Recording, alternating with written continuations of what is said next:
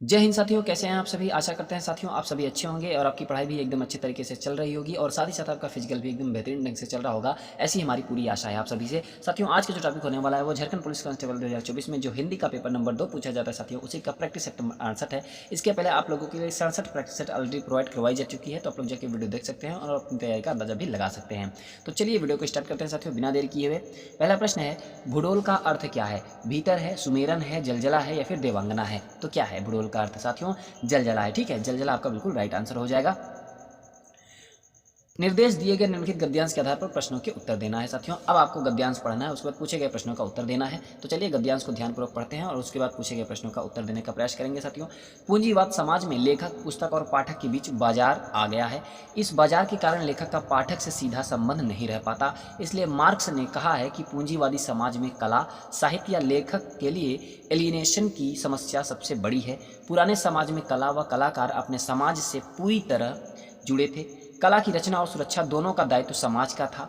बाद में कला दरबार में आई, कला और कलाकार का क्षेत्र संकुचित हुआ। यह कहते हैं कि इसमें उसका अजनबीपन या एलियनेशन और बढ़ा। ठीक है, तो साथियों आशा करते हैं आप लोग गद्यांश को ध्यानपूर्वक पढ़े होंगे। अगर आप लोगों को एक बार में गद्यांश नहीं समझ में आता तो आप लोग वीडियो को थोड़ा सा पीछे करिए और गद्यांश को पूरा पढ़ के तब अपने से उत्तर देने का प्रयास करिए साथियों। ठीक है, तो चलिए अब प्रश्न की ओर बढ़ते हैं। पूंजीवादी समाज में लेखक और पाठक के बीच क्या आ गया है। दरबार, प्रचार, बाजार या फिर समाचार।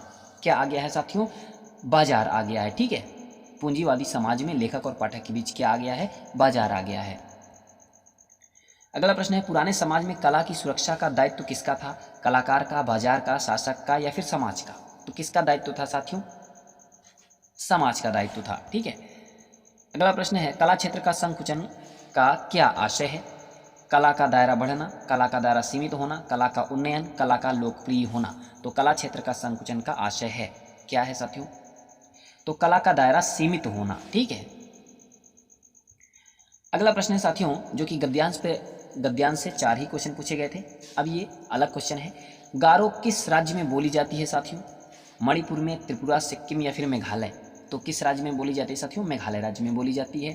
ठीक है, गारो भाषा मेघालय राज्य में बोली जाती है। यहाँ गारो नामक पहाड़ी है जिसकी घाटी में गारो नामक जनजातियों का निवास है। गारो भाषा मुख्य रूप से गारो जनजातियों द्वारा ही बोली जाती है।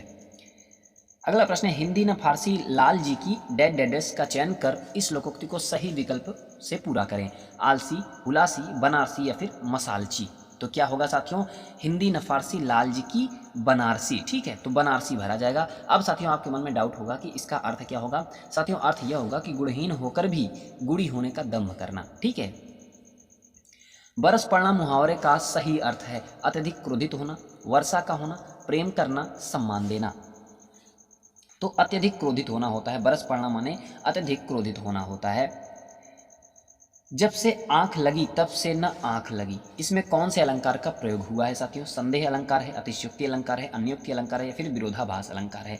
तो कौन सा अलंकार है साथियों, इसमें विरोधाभास अलंकार है। ठीक है, जब से है आंख लगी तब से न आंख लगी, पंक्ति में विरोधाभास अलंकार है। जहां विरोध के न होते हुए भी उसका में आभास हो वहाँ विरोधाभास अलंकार होता है। उक्त पंक्ति किसी प्रेमी का वर्णन है जो कहता है कि जब से प्रेम हो गया तब से नींद नहीं आती है। तो साथियों यहाँ पे क्या है, विरोधाभास अलंकार है। ठीक है, सुनि केवट के बैन प्रेम लपेटे अटपटे, बिहसे करुणा एन चितई जानकी लखन तन में कौन सा छंद है। छप्पय है, सोरठा है, गीतिका है या फिर उलाला है। तो कौन सा छंद है साथियों, तो इसमें सोरठा छंद है। ठीक है, सोरठा साथियों एक मात्रिक छंद है, यह दोहा का उल्टा होता है। इसके विषम चरणों में 11-11 मात्राएं और सम चरणों में 13-13 मात्राएं होती हैं।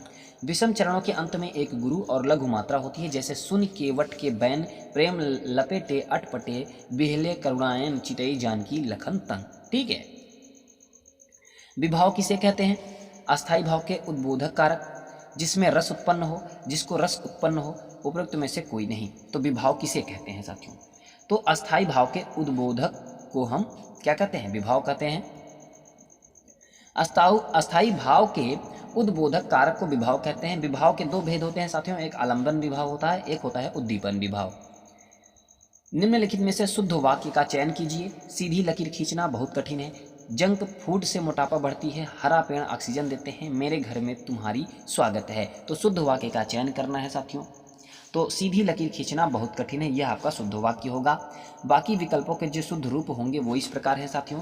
जंक फूड से मोटापा बढ़ता है, हरे पेड़ ऑक्सीजन देते हैं, घर में आपका स्वागत है। ठीक है, तो ये शुद्ध रूप होंगे बाकी विकल्पों के।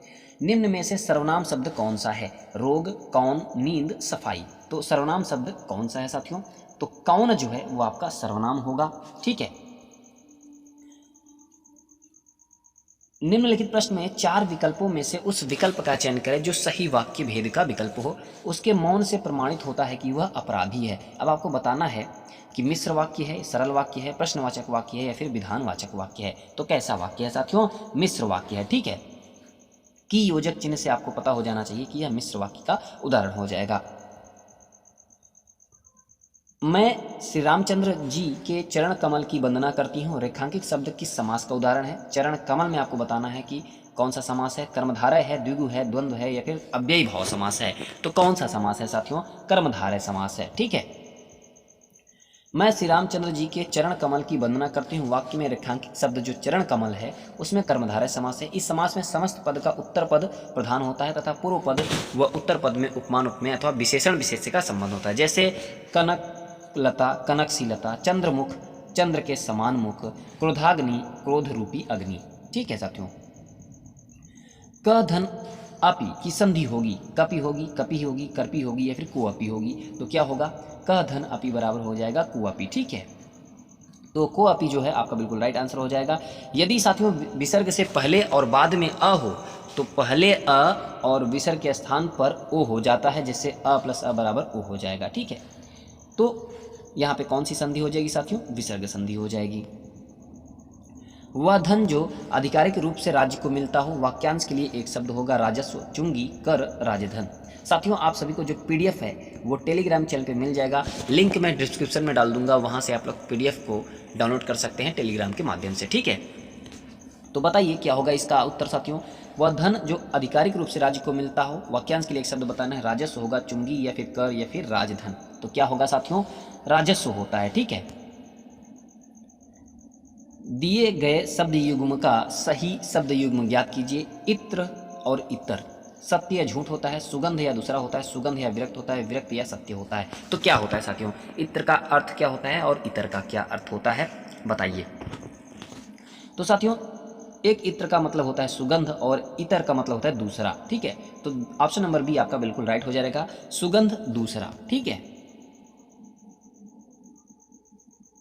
इनमें से कौन सा शब्द अब्द का अर्थ नहीं है?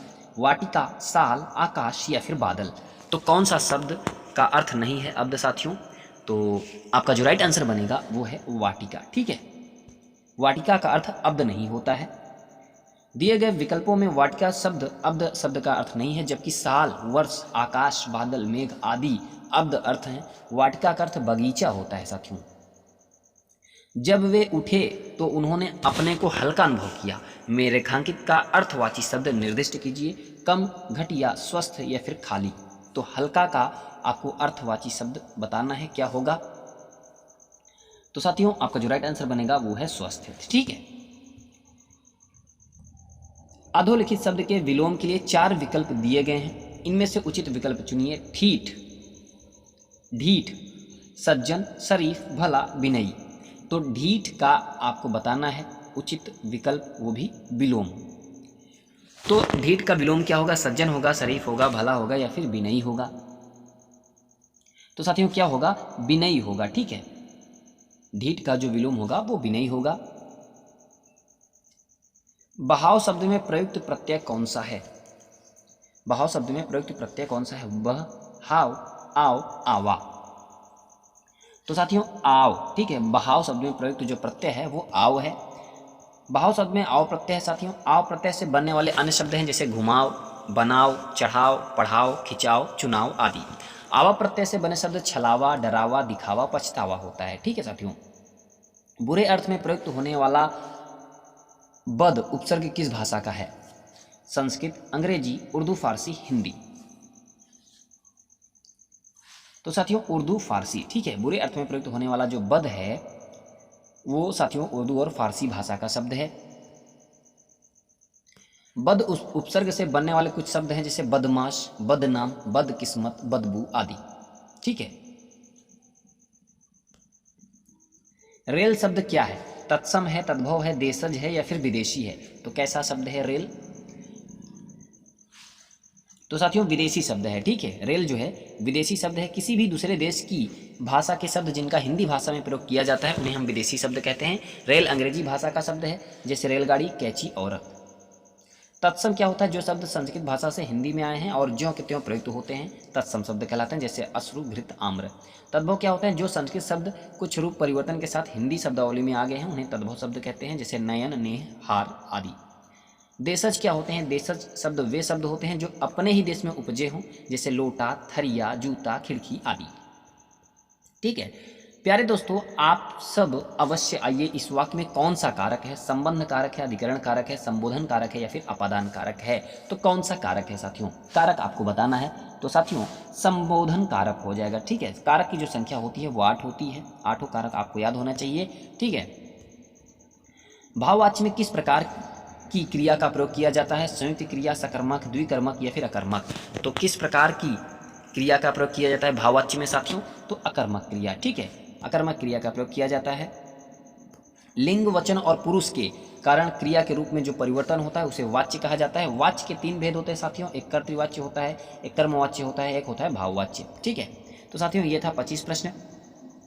आप सभी के प्रैक्टिस के लिए था ये 25 प्रश्न साथियों। वैसे तो झारखंड पुलिस कांस्टेबल 2024 में 50 प्रश्न हिंदी के पूछे जाते हैं और एक प्रश्न 3 नंबर का बनता है, तो 150 नंबर की हिंदी पूछी जाती है। ठीक है, तो साथियों आशा करते हैं आप सभी प्रैक्टिस सेट को अच्छे से पढ़े होंगे और अच्छा सा अच्छा आप लोग का स्कोर आया होगा इस प्रैक्टिस सेट में। ऐसी हमारी पूरी आशा है आप सभी से। तो साथियों वीडियो कैसी लगी आप लोग जरूर बताइएगा। वीडियो पसंद आई हो तो आप लोग एक लाइक और चैनल को सब्सक्राइब जरूर करिएगा साथियों, और अपने दोस्तों तक शेयर जरूर करिएगा। पीडीएफ साथियों आप सभी को टेलीग्राम चैनल पे मिल जाएगा, लिंक मैं डिस्क्रिप्शन में डाल दूंगा, वहां से आप लोग टेलीग्राम चैनल को ज्वाइन करेगा और पीडीएफ आप लोग हर वीडियो को वहां से प्राप्त कर सकते हैं। ठीक है, सारी वीडियो की पीडीएफ जो है टेलीग्राम चैनल पे आपको मिल जाएगी। तो साथियों तब तक मिलते हैं अगले वीडियो के साथ, तब तक के लिए जय हिंद, नमस्कार। पढ़ते रहिए, मस्त रहिए।